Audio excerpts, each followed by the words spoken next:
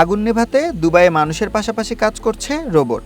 এই রোবটটি মিনিটে প্রায় 2400 লিটার পানি 60 মিটার দূর পর্যন্ত ছেটাতে সক্ষম।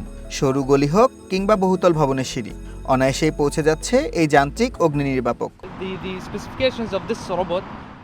মানুষ যখন বিষাক্ত গ্যাস বা রাসায়নিক আগুনের মধ্যে যায় তখন তার স্বাস্থ্যের ঝুঁকি থাকে, কিন্তু এই রোবটের সেই ভয় নেই। এর সেন্সর ক্ষতিকারক গ্যাস শনাক্ত করতে পারে এবং প্রচণ্ড তাপেও এটি নিজেকে ঠান্ডা রাখতে পারে।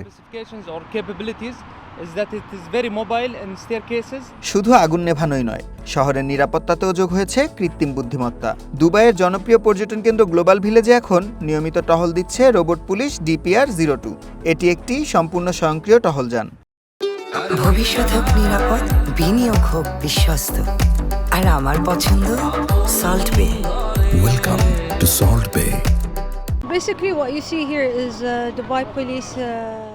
এটি দুবাই পুলিশের প্রথম টহল রোবট, পুরোপুরি AI বা কৃত্রিম বুদ্ধিমত্তা চালিত, এবং এতে ফেস রিকগনিশন বা মুখমণ্ডল শনাক্ত করার প্রযুক্তি রয়েছে।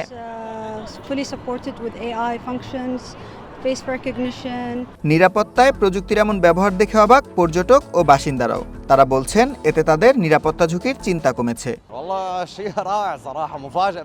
সত্যি বিস্ময়কর। পুলিশের রোবটটি ফেস রিকগনিশন ক্যামেরার মাধ্যমে সব তদারকি করছে। আমার ছেলে তো এই রোবট দেখে দারুণ খুশি। প্রযুক্তির এমন উদ্ভাবন অন্য কোথাও দেখা যায় না।